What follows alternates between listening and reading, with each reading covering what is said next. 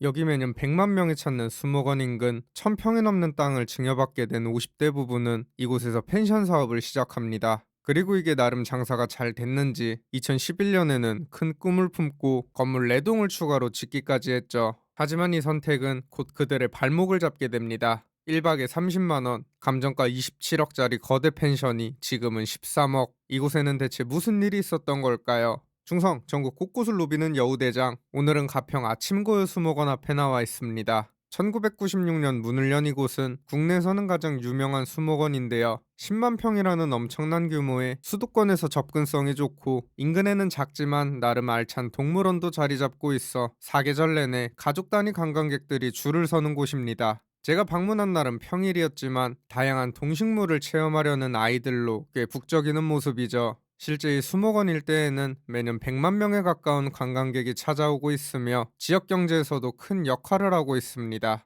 이 수목원은 가평에서도 아주 깊은 산골짜기에 위치해 있는데 여기로 들어가는 약 5km의 도로 양옆으로는 셀 수도 없이 많은 카페와 음식점 그리고 숙박업소들이 줄지어 있습니다. 그리고 특히 이 숙박업소들이 유독 많은 모습인데 이 일대에서 확인되는 곳만 100곳이 훌쩍 넘죠. 대부분이 수목원과 동물원으로 가는 손님들을 타깃으로 장사를 하는 것인데 수요가 많은 만큼 장사가 잘 되는 곳은 잘 되지만 반대로 이 치열한 경쟁에서 밀려나는 곳들도 쉽게 찾아볼 수 있습니다. 수목원으로 가는 길, 가파른 언덕을 올라가다 보면 으리으리한 펜션 하나가 눈에 띄는데요. 높은 지대에 떡하니 자리 잡아 자연석 석축과 나무들로 둘러싸인 이곳은 마치 작은 성처럼 느껴지기도 합니다. 입구에는 펜션, 커피 앤 피자라고 적혀 있는데 펜션과 카페를 동시에 운영했던 것으로 보이죠. 하지만 지금은 영업을 중단한 지 오래, 우체통에는 주인에게 닿지 못한 우편물들이 한가득 쌓여 있고 표지판에도 녹이 가득 끼어 있습니다.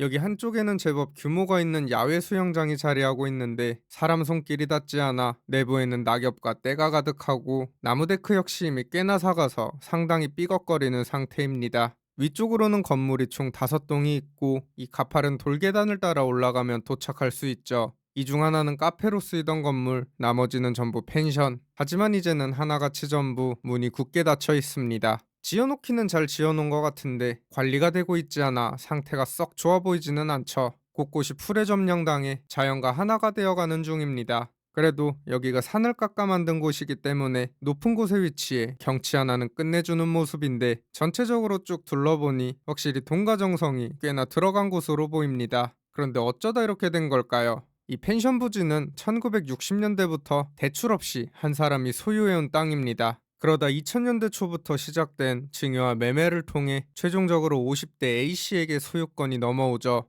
그리고 이곳에서는 펜션 영업이 시작됐고 원래는 이 왼쪽 작은 펜션 하나만 운영됐지만 2011년 대대적인 리모델링과 함께 옆 부지에 철근 콘크리트 구조의 카페 건물과 펜션 건물 3동이 추가로 지어집니다. 그 당시만 해도 장사가 나름 잘 됐는지 판을 확 키운 겁니다. 하지만 이 선택이 잘못된 선택이었을까요? 이 웨이 씨는 이 펜션을 담보로 수차례 대출을 받게 됩니다. 세금을 내지 못해 압류가 걸렸다 풀리기를 반복하기도 하고 심지어 2023년에는 경매에도 한 차례 넘어갔다가 어찌저찌 취하가 되긴 했지만 이후에도 이 근본적인 문제는 해결되지 못한 듯합니다. 해당 펜션의 영업 당시 후기를 확인해 봤는데요. 후기 자체도 많지 않은데 부정적인 후기가 상당히 많았습니다. 시설이 너무 노후됐다, 바로 뒤가 산이라 벌레가 많다, 서비스가 만족스럽지 않다 등등. 요즘 젊은 사람들은 이 후기를 보고 숙소를 결정하는데 이런 후기들이 남아있으면 아무래도 장사에 큰 영향이 있을 수밖에 없죠. 그리고 실제로도 장사가 그렇게 잘 됐던 것 같지는 않아 보입니다. 그렇게 결국 2024년 이 펜션은 약 13억 원의 채무를 갚지 못해 또다시 경매에 붙여졌고 뒤쪽 임야를 포함해 총 1890평의 토지와 연면적 477평 건물의 감정가는 27억 7천만 원 정도로 평가됩니다. 하지만 현재는 2회 유찰되어 감정가 대비 절반 가격인 최저가 13억 6천만 원의 경매가 진행 중이죠. 그러나 이 가격에도 낙찰이 될지는 의문입니다. 우선 주변에 펜션이 많아도 너무 많습니다. 우리나라 사람들 어디 하나 장사가 잘 된다고 하면 득달같이 달려들어 치킨 게임을 시작하죠. 수요는 그대로인데 공급만 계속해서 늘어나니 결국 자멸의 길을 걷게 되는 겁니다. 게다가 이 중에는 막대한 자본을 바탕으로 운영되는 곳들도 보이는데 개인이 이들과 경쟁해서 살아남기는 쉽지 않아 보입니다.